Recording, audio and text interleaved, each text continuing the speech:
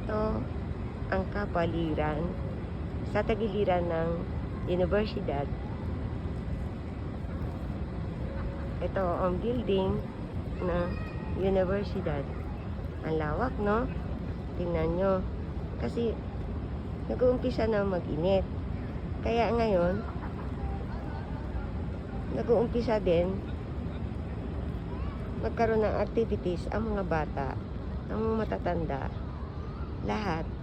Tingnan nyo, lumilitaw na ang sakura. Napakaganda, di ba? Napakaganda ng paligid. Malinis. Lahat-lahat malinis.